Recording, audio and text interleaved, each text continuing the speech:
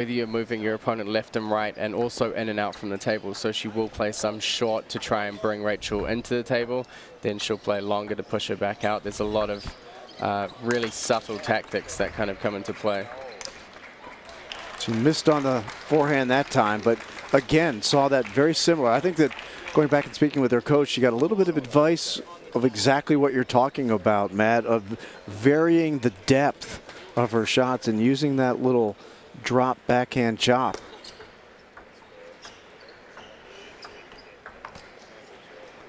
And Rachel misses on that one. 4-1, Crystal Wang leading here in game 2. She's down 1-0. Rachel Yang winning game 1. That's just a little bit of a lucky drop there. Well, she got unlucky off the top of the net a couple times in game 1. That time a little drop shot just caught the white tape on top and fell over.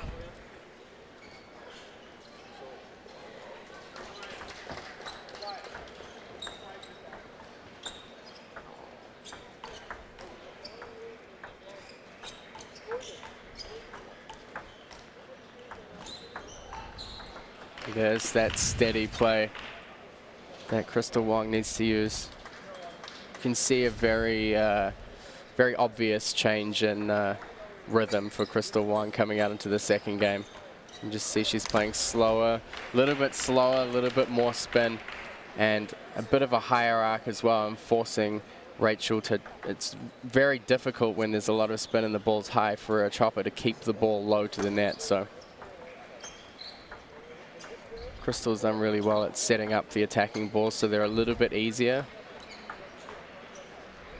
Good example of what you were just talking about there. Set up 3, maybe even 4 soft chops close to the net. Drew Rachel Yang in. And ultimately was looking for the strong forehand, which she got. Yeah, I mean, I think the important thing for Crystal is to be confident in the fact that she doesn't need to rush.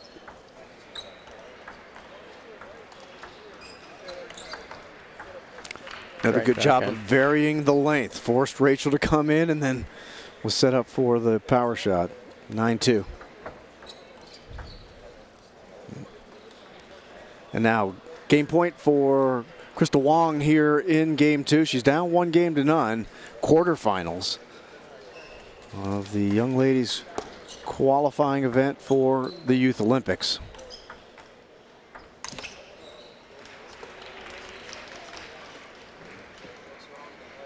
Put on in conjunction with the ITTF North America. It's a great way to kick off an entire week of events that have been going on for a while, actually. The U.S. Para Open, great event, completed yesterday. And the U.S. Open will kick off today. Yeah. So 11-3, Crystal Wang really finding her feet in the match. And it's going to be, I think, given that game and the change in tactics from Crystal Wang, it's going to be pretty difficult for Rachel Yang to figure out the right strategy moving forward. Definitely, I feel she'll have to stay closer to the table, which for a defensive player is a little bit more challenging because they have less time to react. And I think maybe look for a few more opportunities to play topspin or to look for chances to counterattack, especially if she's always forcing Crystal to play the ball a little bit higher and slower. She may be able to find chances to come in and counterattack a little bit more. It's interesting, Matt.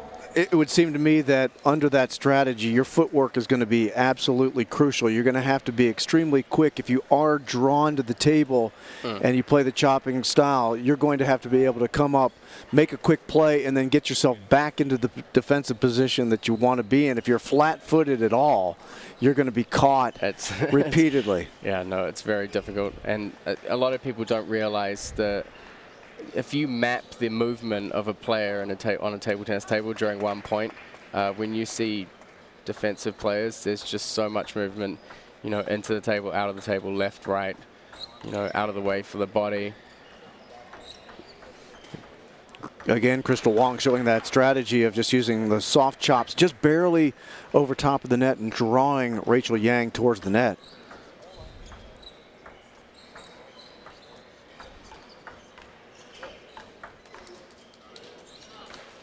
Game 3 here, the quarterfinals, and up quickly is Crystal Wang, winning 11-3 in Game 2, and now up 2-0 here in Game 3. And there's a nice, slightly more offensive play from Rachel Yang. She's definitely going to have to find some of those chances.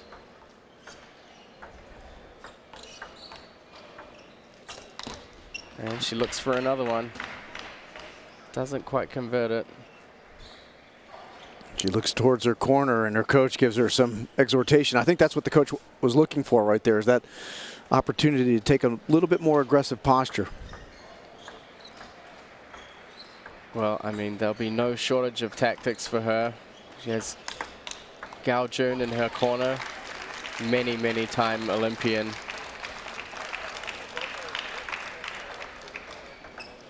I think she also won a silver medal at the Olympics playing women's doubles. That's not too bad. Very decorated player, so lots of experience, and has done a great job coaching both of the Yang sisters to cadet and junior teams in the US. Right now, she'll be ticking away in the corner, trying to figure out what strategy is going to help Rachel Yang overcome the 6-to-1 ratio of matches she's had in the past against Crystal.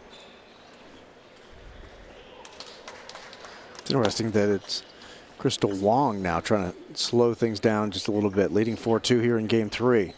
Played best of 7 here in this event. A very interesting event, the way it's set up. It's a one-day single elimination tournament that the young ladies and young men playing for a qualifying spot for the Youth Olympics. It will be held in October in Buenos Aires, 2018. And that's quite an honor, as Matt was describing earlier. It's a small window age-wise when you're eligible to play in the Youth Olympics. So this is a tremendous opportunity to earn the available spot in that event. Yeah, and I mean, of course, in the Youth Olympic Games, there's a very small field of players, so, you know, there are opportunities there. In 2014, Nanjing in China, Lily Zhang won the US's first Olympic table tennis medal. She won the bronze medal in the girls singles there, so no doubt there will be players really looking to follow in her footsteps. It's going to be interesting if we see Lily climb all the way to the top of the U.S. Open bracket here that is going to be ongoing this week. The men's and women's finals will be on Thursday. Really looking forward to that event, Matt. You know, as a broadcaster, you're not in a position to root for anybody, but I'll go ahead and say it. I'm hopeful that Lily is there when we're at the Foundry on Thursday.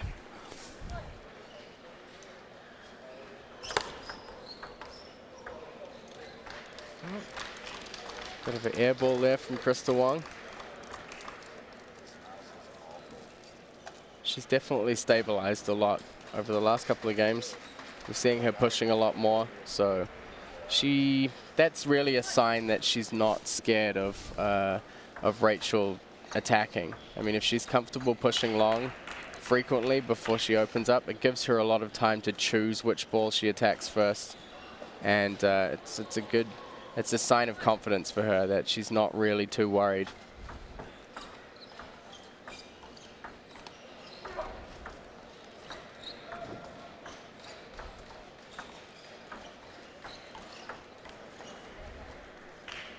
And good spin variation there. Gives her a 9-5 lead.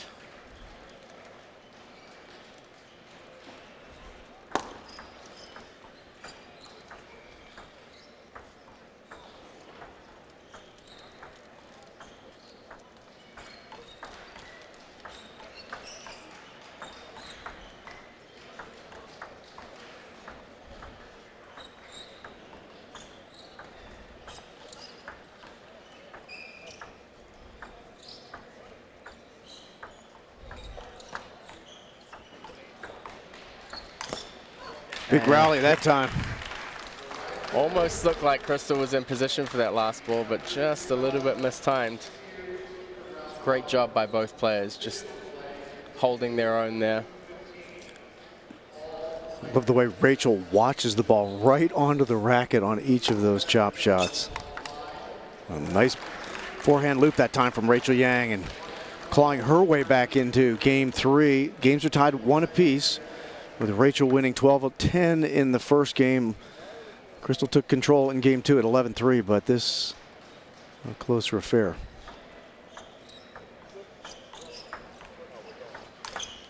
And another great body shot there. You notice a lot of the time when Crystal goes in for those finishing shots, she doesn't overhit them too much, maybe on a couple of occasions, but usually she's targeting the body or wide to the very, very wide to the backhand.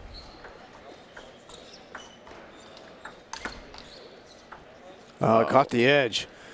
Good recovery that time from Rachel Yang, because the ball came up high for Crystal and she really powered the forehand, but Rachel did a good job of backing off the table even another half step and chopping it back to the edge, and got a little bit of a break there.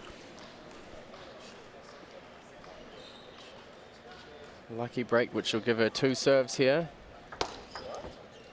A good serve too that time. Not lots of spin on that ball coming off Rachel Yang's racket.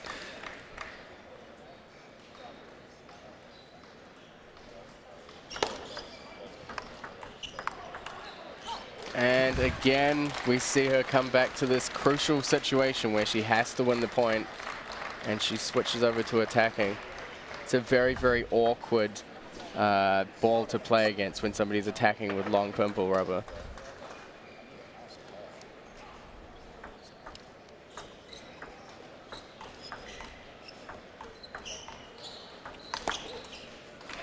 And right at her.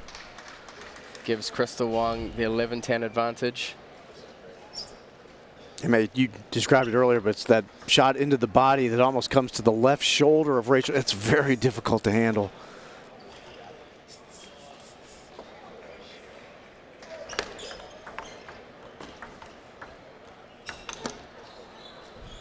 And that does it for game 3. And now Crystal Wang leading 2 games to 1. 12-10 win there. That shot by Rachel Yang looked like she was in a good position, but she hit it long. Just off the side, yeah, but nevertheless, a really impressive setup. And you don't see defensive players playing that kind of shot. I mean, to block inside out with long pips is really a very difficult shot to play. And I like these points where she's getting into tight situations and she is just, the amount of risk that she's taking is, you know, it's quite courageous. And there have been points where it's paid off for her really well. I mean, to come back from 10-7 down and draw it up at 10-10, she did take a lot more risk. She did look for chances to attack, and, you know, a little bit unfortunate at the end there. She made the right play to go inside out wide to the forehand, or to the backhand rather, but just missed. But she's definitely making good decisions. But best of 7 in these matches. We're in the quarterfinals right now of the qualification tournament today. It's a single elimination tournament. You're knocked out, you're gone. If you make it all the way to the top of the heap here, you're going to earn a spot to the 2018 Youth Olympic Games in Buenos Aires. So far, the Americans, you got a team of players who are from America, a team from Canada. The Americans have fared pretty well in the round of 16, Matt. That's right. There are 6 American girls into the last 8, of course. We're streaming from tables 1 and 2 on USA Table Tennis website. So at any time, if you want to switch over and check out the action going on table 2 right now, Ivy Liao from Canada is playing Lavanya Maruthapandian. So we're going to have all of the matches from the quarterfinals onwards played on these 2 tables, all of them live streamed on the USA Table Tennis website or on our YouTube channel. So hopefully we'll have a lot of good matches throughout the rest of the day that you can watch live. I want to throw a big shout out to David Del Vecchio and Jason Kirshner, who are working with for these streaming events coming up this week here in the Youth Olympic qualifiers and the US Open. These guys do a great job. The quality of the stream is about as good as you're going to get. Oh. Sequence of Wow. great saves that time by Rachel Yang, but just could not stave off Crystal Wang. If you have your little marker, you might want to mark that one down, Matt, for the highlights afterwards. Really awesome job by Crystal there to hold her nerve to finish that point off. Really good shot that time by Crystal Wang. Now up 3-1 here in game 4, up 2-1 in a best of 7.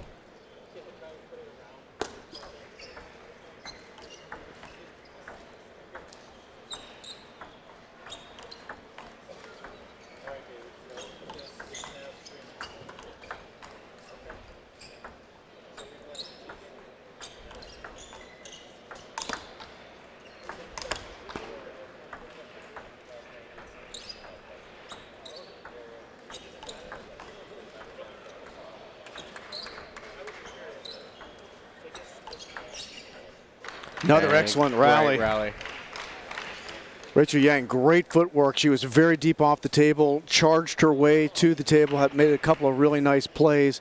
There was some nice placement by Rachel there as well, but Crystal Wang, you described this earlier, she's almost like, as the match has progressed, she's become more comfortable just staying around, being very patient. Yeah, and you'll notice in that last point, after she played 2 more powerful forehands, realizing that she wasn't going to be able to hit through Rachel, she kind of took her foot off again and worked back into the point. And that's really crucial because a lot of players will fail in that area, and they just try and hit harder and harder, and eventually they end up missing. And that's kind of what a chopper wants.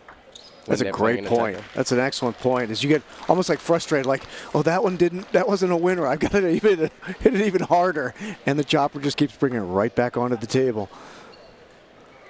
Yeah, I mean, it's a very enduring.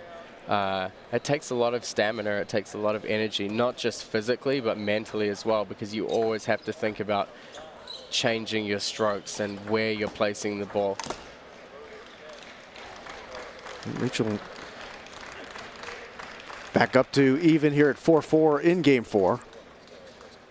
Rachel is out of Hacienda Heights, California. She's the 5th rated player in this bracket, ranking 2292.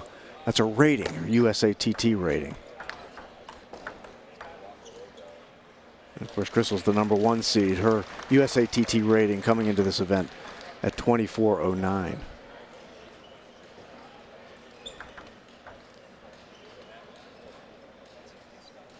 Yeah, definitely a strong contender, Crystal Wang. She's been ranked as high as #3 in the world for under 15 girls, so just a really strong performer out on the international stage for junior and cadet girls.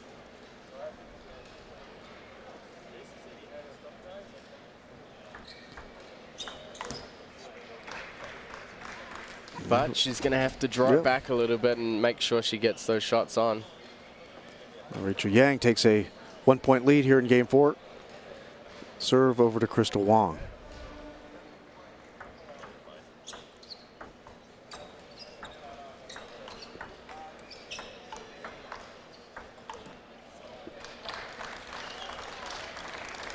Another one off the net and out.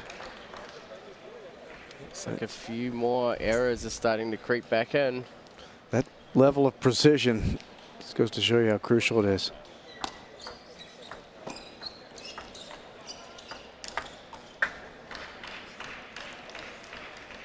Rachel was caught on that one, and that's an example of Crystal using that forehand to drive it wide, and there was no response from Rachel on that one. And another point from Rachel Yang where she's switched up her game and played attack. I think it's been really successful for her during this match so far. I'm wondering if she gets a signal from Gao Jun like, now's the moment, do it right now. And another forced error from Rachel Yang. She's just being very steady and patient. really working hard to return as many balls as she can onto the table. And Crystal Wang kind of working back a little bit too much. There's a really fine balance when you're playing against defensive players between being too aggressive and playing too safe. Very, very hard to find that line. And game 4 does go to Rachel Yang, so we're all even at 2 games apiece. It did look like Crystal was had lost a little bit of focus and concentration in game 4, and Rachel took advantage of that. And Matt, you've done a good job of describing that, that there are certain moments in the match where Rachel Yang, very surprisingly and almost under cover of camouflage, all of a sudden becomes an attacker. And if you're not ready for that, you all of a sudden find yourself back on your heels. Yeah, definitely. I mean, it's one of the really effective weapons that defensive players have, is just to, in that moment, completely change their playing style. And I mean, the number of differences between going back and chopping and playing slow and patient, and then all of a sudden you're up at the table and you're serving fast. And, I mean, the thing is that it's a good strategy for her, because Crystal gets into these areas where she really settles in and becomes very, very patient, and she'll push the ball a lot, and she almost becomes a little bit complacent, which takes a lot of pressure off her. But it also gives Rachel that opportunity when the points come up to just be really kind of up in her face and really aggressive, and it really works. I mean, she's won like 4 out of 5 points now from playing like that. So some real nice backhand flips, pair of them in a row by Crystal Wang, gains her the first point in game 5. 2 apiece in games here in the quarterfinals.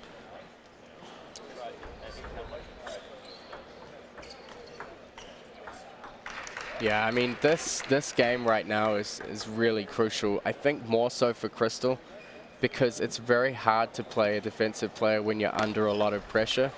You kind of, sometimes you tighten up a little bit too much. Sometimes you get too nervous when you're making shots. So if she finds herself down 3-2, it's going to be a really big challenge to try and win 2 games in a row under all that pressure, especially at an event like this where she's kind of in the pole position and has this really big opportunity to make an event like the Youth Olympic Games.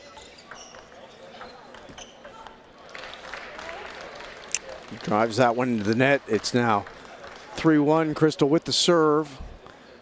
Serving to an opponent that she has faced 7 times previously in tournaments. Most recently, these two played in the LA Open against one another.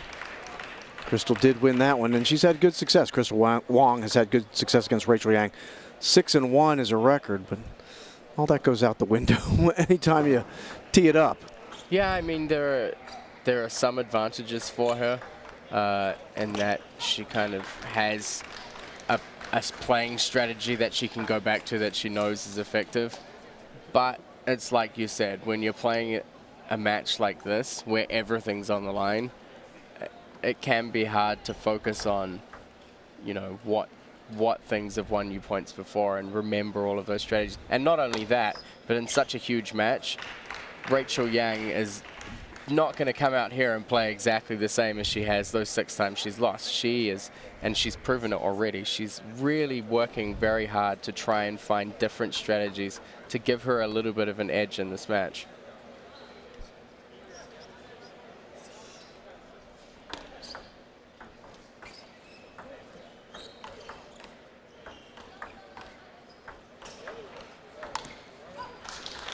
Nice little change up there from Rachel Yang. I think Crystal had what you wanted there, that to kind of push backhand, and just again, multiple times during this match, she's driven balls just off the tape that have gone wide or long. And it's just it just goes to show you that if you're off by just fractions of millimeters, you're in trouble.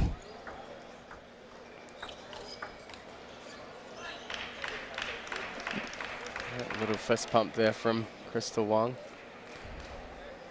And now up 6-3 here in game 5. We're tied at 2 games apiece. Rachel Yang won game 1. Crystal Wang won 2 in a row, but in game 4, Rachel Yang came back with an 11-6 win. Right now, down 7-3 here in game 5, and Rachel gives a little quick look over to the corner to Gao Jun and get some instruction here mid-match or mid-game.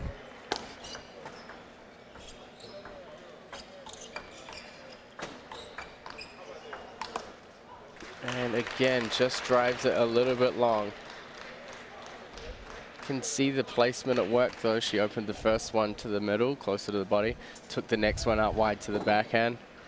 She's really, really working hard on these subtle little changes. But just on a few occasions, just missing out on those created opportunities.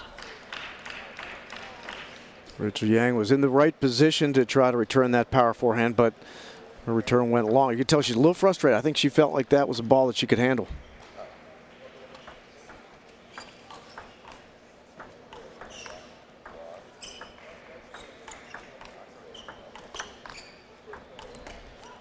Oh, great play by Rachel Yang, because beautiful placement by Crystal Wang deep to the right-hand corner, and that was a difficult backhand for Rachel to get back on the table. Yeah, I think maybe a little bit she overplayed the risk on trying to play back there again. It almost looked like she was trying to go even a little bit wider. Oh, caught the edge. Rachel Yang gets a break there and is now within 2. Crystal Wang leading 8-6, but the serve to Rachel Yang here in game 5. We're tied at 2 games apiece. Quarterfinal matchup, North American Continental Youth Olympic Game Qualification Tournament.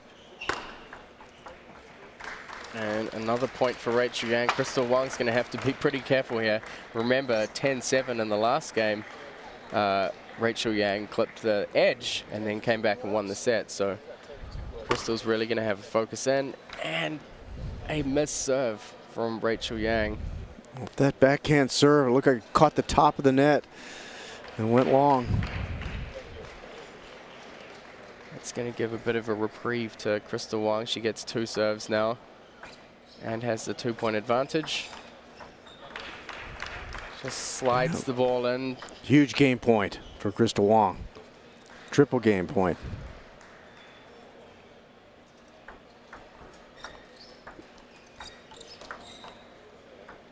Oh, Rachel Yang has been living right. That had a couple of breaks in this game, and that one off the tape and down.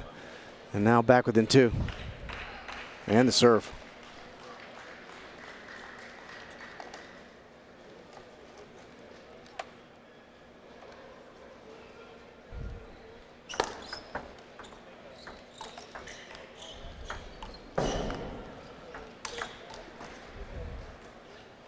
And that does it. Crystal Wang takes game 5 with a beautiful power forehand to the backhand side, deep on the side of the table that time. A very difficult ball for Rachel Yang to handle. And Crystal Wang now puts herself in the driver's seat as we head to game 6, up 3-2, 11-8 victory in game 5.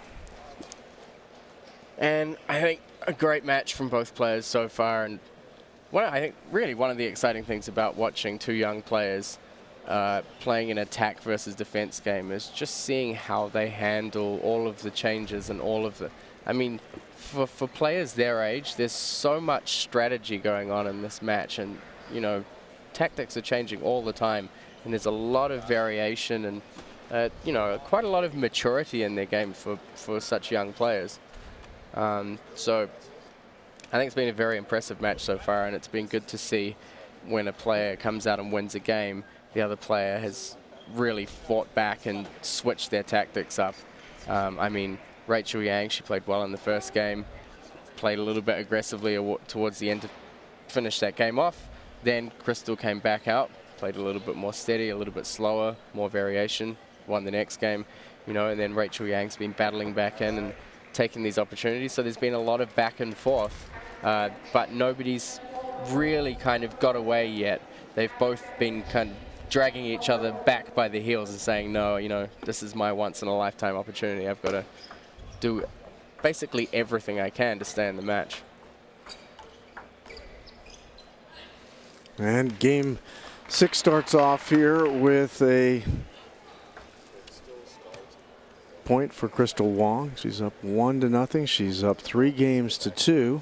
They play a best of 7, now tied at 1. Of course, they're playing for one guaranteed spot in the Youth Olympic Games. There's a lot on the line this afternoon here at the Las Vegas Convention Center. Hope everybody's doing well on this Sunday afternoon. Lots of table tennis action coming your way over the next several days. We're here for the U.S. Open. It's a very interesting event to have as part of the U.S. Open is qualification for young ladies and young men for the Youth Olympic Games. This is actually going to be the 3rd Youth Olympic Games that's ever been held. It was started in 2010, where then they held it in Singapore, and then in 2014 in Nanjing. And Matt Hetherington has already noted that Lily Zhang, who of course is one of the great players here in America at this time, won a bronze medal in 2014 in Nanjing in China.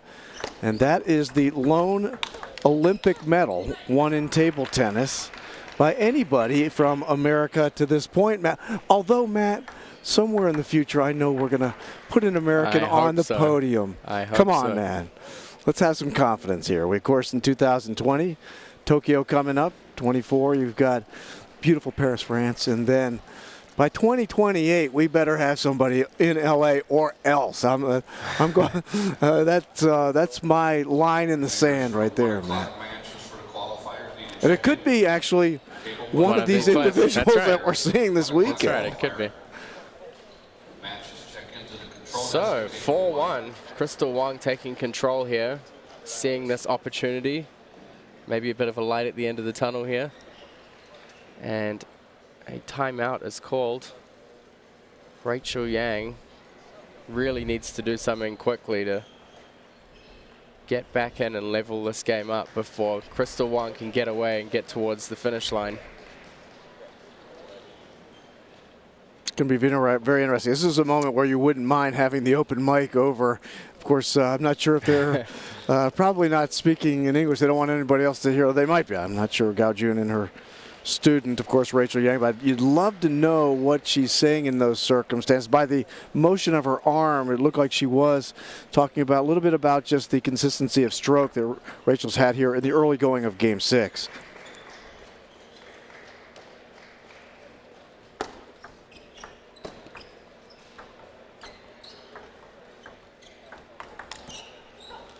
And a good start back from the timeout. Good to see she's looking for those opportunities again. Set it up with a couple of chops and then was able to step around on the forehand deep into the left corner.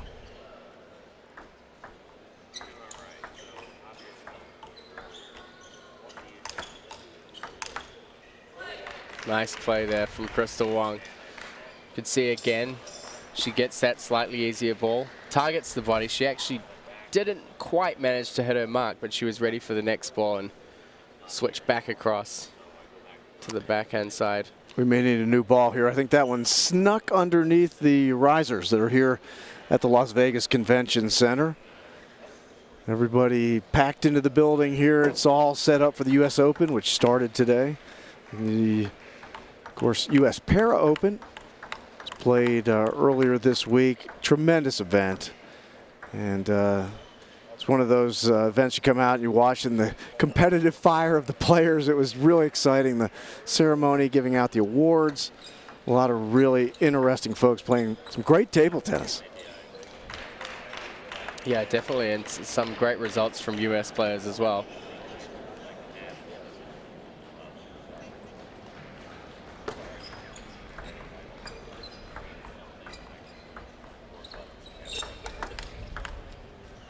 Good reaction there from Crystal Wang.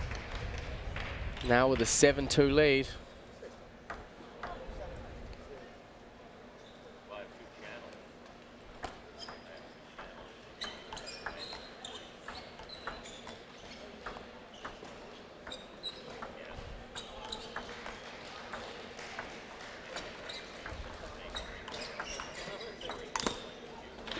And again, slightly mistimed from Crystal Wang. That's the ball she wanted. It was in the wheelhouse. I mean, it's frustrating when you look, I mean, look at how many shots she has to play to set up these opportunities. When you get them and you miss it, sometimes has a little bit of a impact on your confidence. Manages to finish that one off. Had a bit of a lucky break there on the net. Richard did a good job digging a couple of those from very deep off the table, but that final one was perfectly positioned for a forehand smash.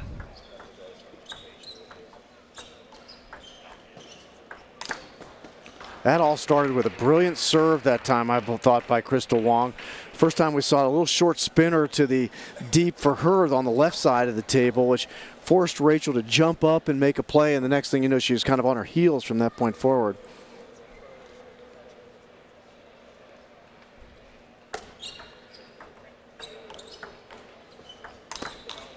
And great forehand. The confidence of Crystal Wang really bubbling right now at 10-3 here in what could be a decisive game 6. She's up 3 games to 2 and has 7 match points.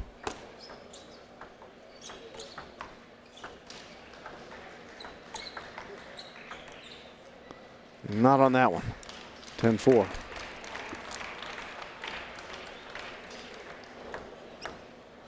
But the serve does shift back to Crystal Wang, up 10-4 in game 6.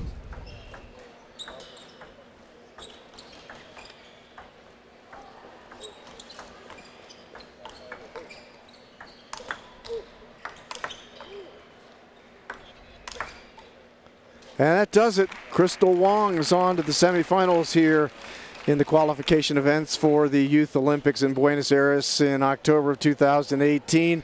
Wins in 6 games, 11-4 in the 6th, Matt. It was, you could almost feel that as that game was progressing, that Crystal Wang's confidence had